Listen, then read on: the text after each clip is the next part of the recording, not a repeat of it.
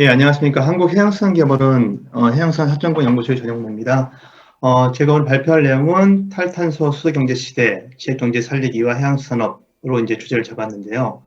앞서서 우리 애기평 원장님께서 말씀하신 재생에너지와 연관을 지어서 그럼 어떻게 재생에너지가 해양에서 제대로 사용되고 있고 또 거기에서 수소가 어떤 역할을 할 수 있는지에 대해서 얘기 좀 하고, 그다음에 또 우리 해양수산 분야에서 수소에 대해서 어떻게 로드맵을 잡고 있는지에서 좀 논의를 하고, 그다음에 이게 지역에서 어떻게 구조를 만들 수 있는지에 대해서 짧게 얘기하는 걸로 발표를 하겠습니다.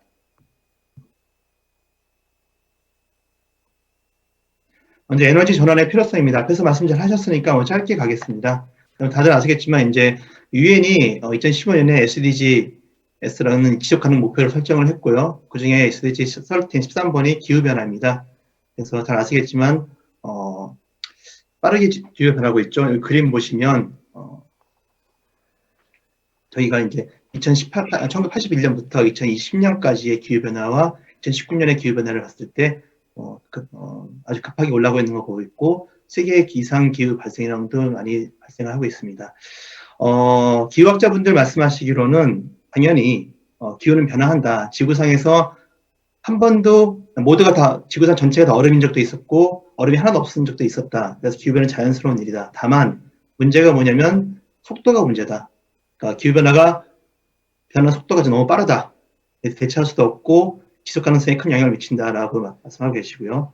이런 기후변화의 주 원인에서 많이 보고 있는 게 바로 아까 말씀하신 이산화탄소로 볼 수 있습니다. 실제로 작년에 보면 저희가 이제 리우 협약이라든지 파리 협정 등 통해서 많은 노력을 하고 있었고, 그래도 불구하고 작년에 보면 이제 이산탄소 배출량은 사상 최대치였고요. 다만 이제 2018년에 이제 2019년에 좀 감소했던 게 좀 있습니다. 하지만 요 그래프를 좀 보시면 여전히 개발도상국을 중심으로 해서는 급속하게 배출량이 늘고 있는 걸 볼 수 있고요. 이 중에서 부문별을 보면 역시 에너지 생산 부분에서 가장 큰 많은 포션을 차지하고 있는 걸 좀 볼 수 있습니다. 미세먼지에 대해서도 마찬가지로 이런 탄소 배출하고 그다음에 스폰 배출한 미세먼지가 상당히 큰 영향을 미치고 있고요. 아까 말씀하신 부분 빨리 넘어가겠습니다. 에 따라서 유럽이나 그런 국가에서는 이제 빠르게 재생에너지로 전환을 하고 있습니다. 올해죠, 2020년에 이제 EU가 이미 목표 달성을 했고 에너지 가격 자체도 이미 말씀하신 것처럼 많이 떨어진 걸로 나와 있습니다. 다만 이제 문제는 해양입니다. 바다는 사람들이 보통 생각하기에 이산탄소를 흡수하고 산소를 배출하는 것을 나무나 아마존을 보고 있는데, 사실은 가장 많이 흡수하고 있는 게 바다입니다. 바다가 가장 큰 이산탄소 흡수원이고요. 또 공기를 만들어주는 곳인데, 문제는 이걸로 인해서 산성화가 좀 심화되고 있고요. 이걸로 산성화 심화되는 얘기는 다양한 생물종의 위협, 수온 상승을 통한 우리가 먹고 있는 이미 자원의 보고라 말하고 있는 해양이 자원을 활용하기 전에 이미 죽어가고 있는 문제가 발생하는 것이 가장 큰 문제로 볼 수 있습니다. 그래서 해양의 지속 가능성은 굉장히 큰 문제고요. 그래서 이제 유엔에서 SDG를 수립한 다음에 올해 이제 평가를 해봤습니다. 평가했을 때 이게 우리나라인데요. 우리나라 보면 여기 좀 잘 보이실지 모르겠는데 현재 22 수준입니다. 우리나라 국가 규모의 경제 규모에 비해서는 좀 낮은 편이고요. 특히 세븐 청정 에너지 분야에서도 보시면 전기, CO2 에미션 부분이라든지 또는 리뉴얼 에너지의 비중이 낮은 편이고요. 또 점진적으로 증가도 되지 않고 있으니까 프로그레스, 진보도 되지 않고 있는 게 보이고요. 클라이밋 액션도 지금은 전반적으로 낮은 편이고, 해양에서도 해양생물 다양성 부분도 평가 낮은 편이어서 이런 부분에 빠른 개선이 있지 않으면 저희가 2030년까지 과연 이 목표를 달성할 수 있을까에 대한 좀 의문이 발생하고 있습니다. 수소에 대해서 좀 보겠습니다. 사실은 이제 작년에 해양수산부에서는 해양수산 수소에 대한 어떤 로드맵을 수립하는 작업을 했었고요. 올 초에 이제 이거 발표를 했고요. 이 내용은 주로 그 내용을 중심으로 해서 제가 정리를 한 겁니다. 다들 아실 테니까 짧게 넘어가겠습니다. 수소는 2차 에너지 또는 에너지 전달 매개체입니다. 즉 수소 자체가 에너지 활용하기보다는 이걸 활용해서 전기를 생산하는 형태는 또는 전기를 운반하는 형태가 될 수 있을 거고요. 수소는 다양한 분야, 화석연료나 비화석연료, 전기분해, 다양한 리소스에서 확보 가능한, 그리고 우주에 가장 많은 자원인 안전적 확보가 가능한 자원을 볼 수 있습니다. 다만 이제 수소가 친환경이냐라고 말하면 현재로서는 그렇게 말하기 어려운 게 화석연료의 96%, 수소의 96%가 화석연료를 통해서 개발되고 있고요. 그래서 지금 현재로서의 그 에너지 친환경 수준을 보면 하이브리드 자동차와 이제 발전부터 시작하면 발전부터 이용까지 보면 하이브리드 차가 유효한 수준이고, 또 전기를 통해서 수소를 생산하는 그린 수소라고 말하는데, 그린 수소는 딜레마가 있는 게 일반인들이 이해하기 어려운 부분이 전기를 이용해서 수소를 만들고 그 수소를 다 전기를 사용한다. 그럼 그 사이에 발생하는 에너지 손실을 생각하면 왜 그러는지에 대한 부분이 이제 질문될 수밖에 없습니다. 그래서 수소는 기본적으로 재생에너지와 연계가 되지 않으면 사실은 효용성 자체가 큰 의미가 떨어질 수 있다고 생각합니다. 수소의 장점은 아까 말씀드린 에너지 캐리어의 장점입니다. 즉, 아까 앞에 발제자가 말씀하신 것처럼 이제 앞으로 재생에너지라든지 태양광, 풍력 등에 대한 에너지의 확대와 단가가 떨어지지만, 문제는 일반적인 전기, 화석연료, 석탄을 더 발전하는 것에 비해서는 재생에너지는 우리가 원하는 시간에 원하는 만큼 원하는 양을 발전하기 좀 어려운 게 좀 있습니다. 항상 바람도 마찬가지, 태양도 마찬가지죠. 발전이 많더라도 손실되는 발전이 많이 생깁니다. 그래서 저희가 이제 대안으로 생각한 게 ESS 배터리 부분인데요. 물론 배터리도 발전을 하고 있고 용량이나 가격이 떨어지고 있지만, 기본적으로 배터리는 이제 방전이 되는 구조라서 장시간을 충전했을 때는 결국 에너지 소모가 또 발생을 합니다. 수소는 기본적으로 물질이기 때문에 조정할 수 있는 조건만 맞으면 얼마든지 손실 없이 보관할 수 있고요. 또 특히 이제 원거리에 생산했을 때, 그러니까 육상의 전력 그리드가 좀 떨어져 있는 원거리에 생산했을 때 조정하고 운반할 수 있는 좋은 매체 생각을 합니다. 이런 전달성과 전달 수단 때문에 해양에서의 수납성 가능성은 더 높아지는 편이고요. 이제 뭐 에너지 밀도라든지 항만의 출력 및 이용성 같은 부분. 그래서 아까 다시 한번 말씀드리지만, 육상에서 잘 발달된 에너지 그리드가 몰려있지 않은 원격지들, 해양, 선박 또는 섬, 이런 곳에서의 활용성이 높다고 생각을 합니다. 이 부분은 이제 동영상인데요. 빨리 넘어가겠습니다. 이게 이제 수소 선박에 상용화된 건 아니고요. 일종의 이제 기술을 테스트하기 위한 선박들인데, 여기 보시면 이게 이제 미래적 모습을 좀 보여줍니다. 이 선박은 태양광하고 풍력으로 에너지 발전시켜서 잠시만요.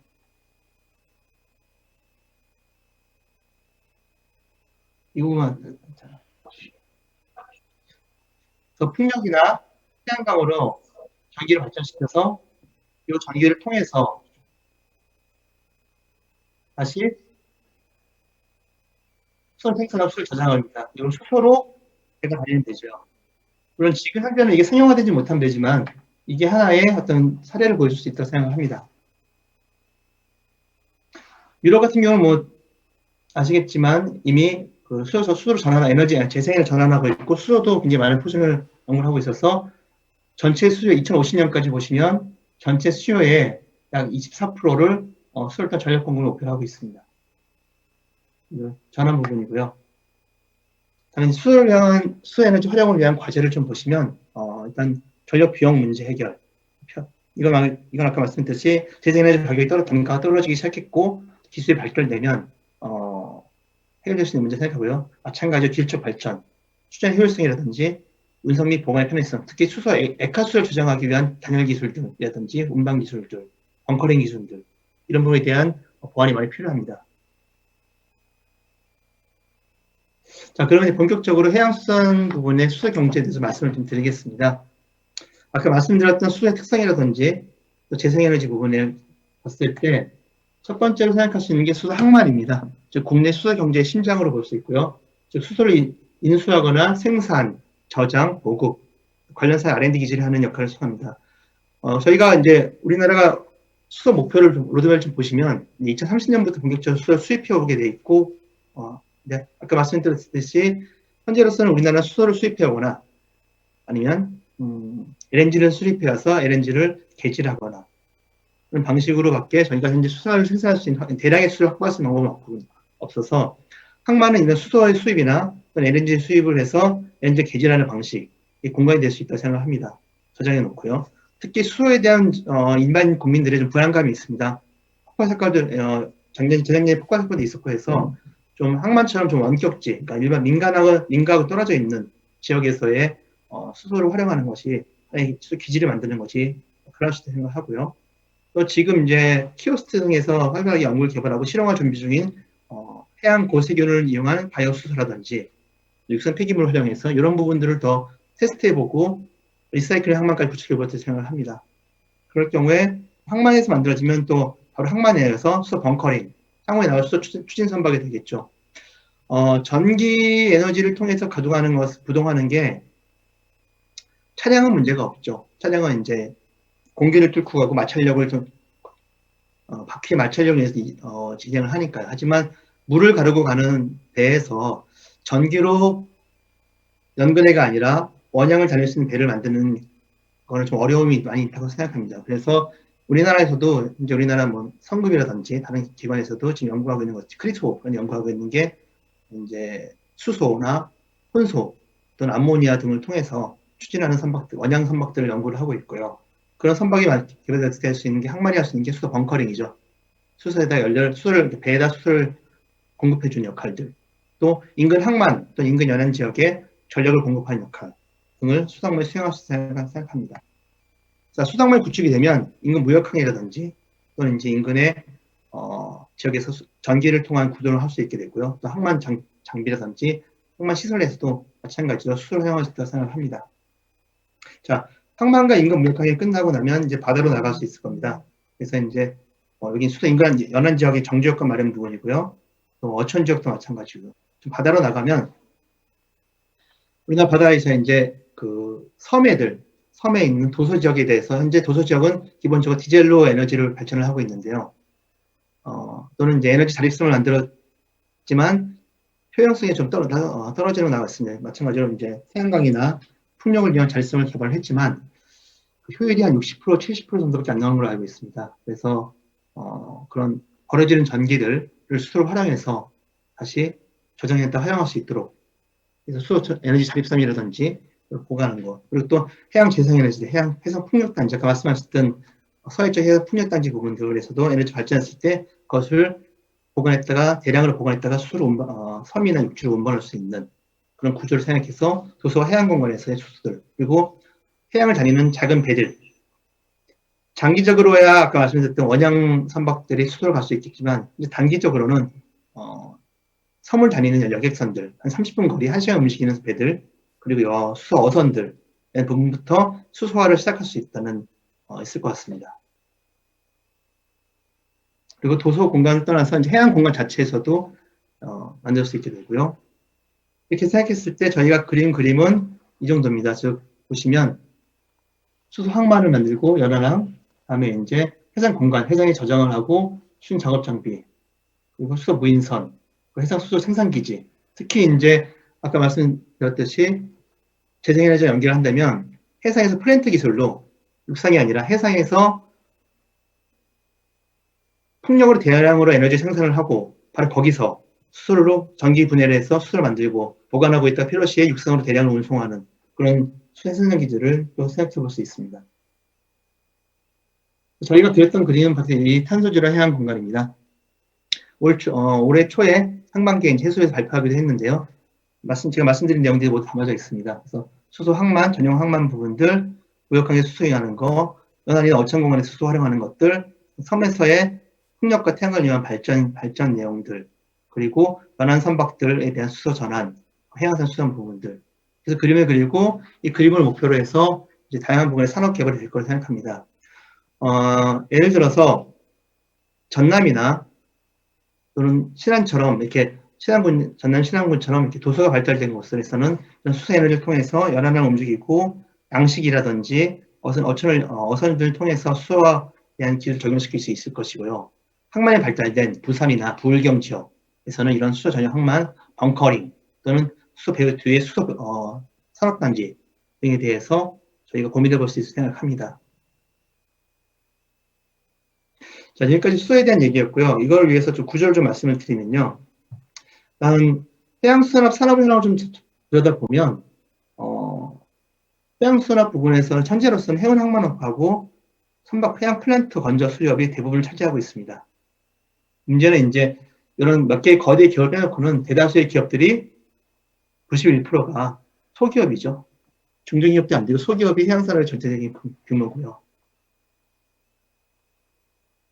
이제 해양산업의 장애 요인을 보면 영세성하고 자금 부족, 규제, 정부 질문, 전문 인력 이런 게 나와 있고요.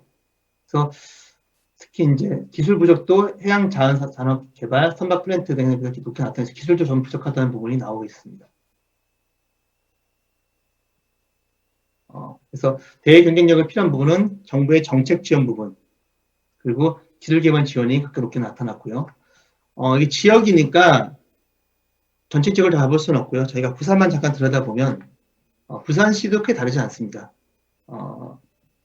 부산시 전체에 보면요. 해양산업 중에서 해양관광이 엄청 많은 부분을 차지하고 있고, 이제 숙박업 등이 차지하고 있고요. 연 매출도 5억 미만이 대부분이고, 그래서 되게 여전히 영세함을 볼 수 있습니다. 특히 우리가 이제 재생에너지라든지 수소라든지 이런 해양 과학기술 분야에 대해서는 굉장히 낮은 걸 이만큼 거의 100%면 1%가 안 되는 수준을 볼 수가 있고요. 또 아까 말씀 영세함이 심해서 저희가 어떤 새로운 기술의 개발, 특히 수소라든지 이런 부분에서 새로운 기술 개발하고 기술 개발하는 이런 부분에서 얼마나 영향을 포함하고 있는지에 대해서 좀 우려가 되는 부분이 사실입니다. 부분 가격 경쟁하고 기술 경쟁 확보가 필요하다. 기술 경쟁력하고 품질 경쟁이 필요하다. 이렇게 좀 언급을 해주고 있고요. 저희가 이제 부울경 지역을 좀 조사를 해봤습니다. 부울경 종사자 기업 중심으로 해서 약 507개 기업에 대해 조사를 해봤는데요. 일단 발전의 중요 요인은 정책적 자금 및 기술 지원이 필요하다는 언급을 해주셨고요. 필요 조건으로는 기술 개발에 대한 환경이 필요하고 네트워킹이 중요하다는 말씀을 해주셨습니다. 즉 부울경 지역의 기업, 해양수산 기업들이 발전하기 위해서는 기술 지원하고 기술 개발할 수 있는 환경에 대한 조성들이 필요하다고 정리할 수 있습니다. 그럴 경우에 이제 클러스터를 좀 생각해 볼 수 있습니다. 시간이 많이 지난 관계로 짧게 말씀을 드리면 클러스터 같은 노르웨이 같은 경우에는 클러스터를 잘 만들어서 진행하고 있고 특히 이처럼 땅을 사가지고 땅을 밀어놓고 땅에다 건물을 지어놓고 여기에 기업들 들어와 형태가 아니라 기업들이 모여서 우리 클러스터 할게 기업들과 학교와 연구원들 지자체가 모여서 우리 클러스터 할게 정부에 건의하면 정부에서 그것을 보고 지원해주는 형태예요. 그러니까 오히려 수요자 중심으로 먼저 지원되는 형태가 먼저 되고 있고요. 또 하나는 캐터펄트 센터라고 해서 처음에 아이디어가 마지막에 시장에 나왔을 때 실증할 수 있는 공간을 계속 만들어주는 겁니다. 수소도 마찬가지인데요. 수소나 선박 이런 부분도 토대 선박 실증해 볼 수 있는 공간들을 표현하고 실험 기술 계속 시행할 수 있는 공간이 필요한데 이게 물론 이제 R&D에 따라서 만들어지기도 합니다. 근데 문제는 작은 기업들이 상시적으로 물에 던져놓고 실행해 볼 수 있는 공간이 없는 거죠. 그렇게 지원할 수 있는 공간도 없고요. 그래서 기술에 대한 아이디어도 있고 기술도 있는데 그걸 실증해 볼 수 있는 공간들 또는 어떤 전문가의 조언을 얻을 수 있는 기회들이 적어서 이걸 확대할 수 있는 부분이 좀 적은 게 좀 있습니다. 그래서 이런 구조들을 단순한 테스트베드를 넘어서 아이디어부터 마지막까지 갈 수 있는 공간과 실증 공간과 지원할 수 있는 구조들 그리고 그다음에 지원할 수 있는 인력들, 연구기관들, 펀딩이 뭉칭이 필요하고요. 그런 맥락에서 보면 맥넷 역할이 굉장히 중요하다고 생각을 합니다. 네, 이건 이제 캐나다 사례인데 넘어가겠습니다. 이 부분 빨리 넘어가겠고요. 말씀드렸듯이 해양수산 분야에서는 특히 수소를 활용해서 에너지 전환할 가능성이 무궁무진합니다. 다만 그것을 위해서 저희가 필요한 것들은 그런 기술을 연계시킬 수 있는 어떤 산업적 구조와 지원 구조겠죠. 그다음에 클러스터를 통해서 부산은 부산의 특성에 맞게 또는 전남은 전남에 맞게 이렇게 그 지역별로 맞는 클러스터에 대한 구성의 부분이 좀 필요하다고 생각을 합니다.